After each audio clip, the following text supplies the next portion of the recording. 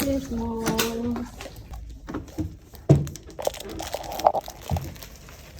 でみんなね、もう一周後になるかもしれないってなっててね、国試が。なんで？基本予想でやってんだけど。あ、そうなの？毎年そこだから来月の終わりに出るんだけど、なんかお医者さんがもう出てて。お医者さん、医学部が？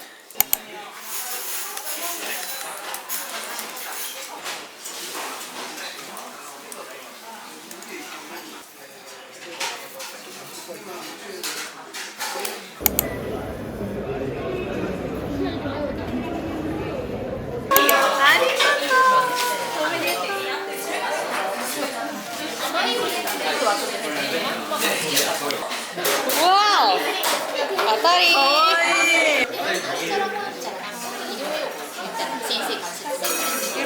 バニラグミのサブレになります。わお、ありがとうございます。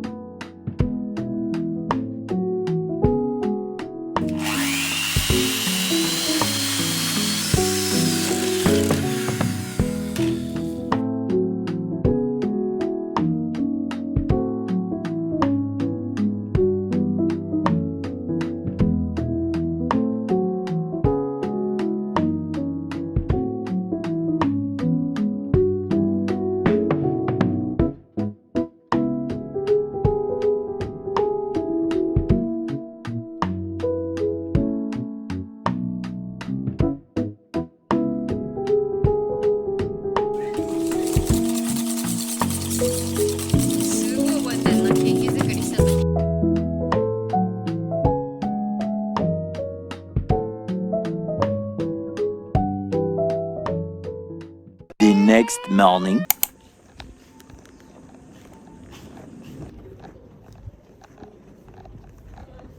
あ、ハロー、テスト？お疲れ。おはよう。遅くなりました。ありがとう。ノミナル2だっけ？1じゃん。よ。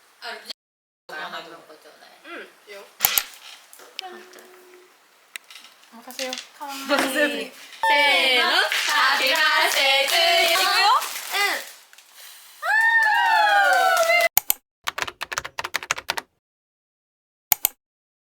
はい、今日は私のタスク管理の方法について皆さんにちょっとご紹介できればなと思うんですけど、私はタスク管理を基本的に Notion っていうアプリでやってて、っていうのも私はこう計画を立てて物事を進めるっていうのがすごく苦手でも今年に入っていろいろ始めて管理しなきゃいけないことがちょっと増えすぎて、この Notion っていうアプリで可視化して管理するようにしました。今日はタスク管理の方法だけお伝えするので他の項目はあまり触れないんですけど、ここからはちょっと画面録画したものを皆さんにお見せしながら説明していきたいなと思うんですけど、私の Notion のホーム画面がこういう感じになってて、タスク管理は主にデイリーっていうここの大きいくくりに入ってるこのウィークリープランっていうところでタスク管理してます。ここは後で詳しく説明します。このウィークリープランに行く前にちょっとこの2024ゴールズっていうところを開くと、こういう風に About 2023、2024ゴールズ、この2つの大きいくくりがあると思うんですね。で、About 23のところ、2023のところをクリックすると、これは主に2023年どんな年だったかもうほんとざっくり振り返りをしてて、でこの得た学びは取った資格だったり自分が成長したことだったりをもう本当に簡単に文章でまとめてます。で次にこの2024ゴールズっていうところを見ていただきたくて、ここ開くとこういう風になってるんですね。でまず2024年どんな1年にしたいかっていうのを、すごくざっくりですけどだいたいこういう1年にしたいなっていうのを書いてます。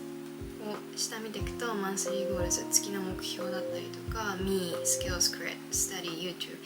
ここにバーっていろいろセクションがあるんですけど、今回見ていただきたいのはこのマンスリーゴールズのところで、マンスリーゴールズ開くとこういう風に1月から12月までバーって表になってます。で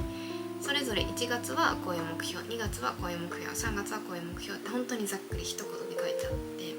今8月なんでちょっと8月の部分見ると、実習仕事プライベートのバランスをしっかりとつかむっていう一言の目標が書いてあります。でウィークリープランの方に戻ると、ウィークリープランもバーって1月から12月までとぐりが並んでて、で今8月なんで8月のところを開きます。そうするとこういう風にこの8月のねウィークリープランがバーって出てきます。まずなんでさっきマンスリーゴールのところをお見せしたかっていうと、ここの This Month's Goal っていうところ、今月の目標、さっき8月のところに実習仕事プライベートのバランスをつかむって書いてたと思うんで、もうそれをここにまんま書いちゃって、これが今月の目標ですよっていう風になってます。でその下ですね、私は大きく4つのセクションに分けてて、To Do 今月しなきゃいけないことで、私は SNS やってるんで SNS についてで、ここはスタディ勉強について、ライフは日々の生活ですね、自分の趣味だったり、あと日々の習慣とかについて書いてます。ここの To Do より右側3つ SNS スタディライフっていうところは、ここは To Do リストになってるんじゃなくて目標になってて、ここの To Do だけは今月絶対にやんなきゃいけないことをリストで書いてて、お見せできる範囲でなんですけど YouTube 週1投稿だったり、SNS のことだったり習慣のことだったりを一覧でここの To Do に書いてます。で私はこのセクションを To Do と SNS スタディライフの4つに分けてるんですけど、 SNS やってない方だったらここをこういう風にワークに変えたりとか、自分のその必要な項目に書いたりとかしてもいいと思います。でその下行くと第1週目第2週目、私は第4週目まで作っちゃってるんですけど、こういう風にその日その日の To Do リストが出てきてて、今1週目なんで1週目について説明すると、ここに、月曜日から日曜日まで書いてあって、でここの下に日にちを入れてるんですね。1日2日3日4日、ここに A New To Do List っていうボタンがあって、ここを押すとこういう風に To Do リストが出てくるんですよ。でその日その日の To Do リストを作成できるようにしてます。で完了したらここの完了 To Do リストの横にチェックマークを入れます。そうすると完了しましたよっていうことになるんで、これで1日ごとのタスク管理をしてます私は。さらに下にもう一段だけあって、この部分は To Do って書いてあって、でその真ん中完了未完了っていう3つのセクションがあると思うんですけど、日々の To Do は、この日に絶対やんなきゃいけないよっていうのを基本的に書いてて、この日にやんなきゃいけないっていうのは決められないけど、でも今週中に終わらせなきゃいけないみたいなタスクってあると思うんですよね。例えばテスト勉強とかだったら、この1日1日ごとは進行具合がまだ読めないからわからないけど、今週中にはここまで終わらせなきゃいけないみたいなものを主にこの To Do っていうところに書いてます。完了したら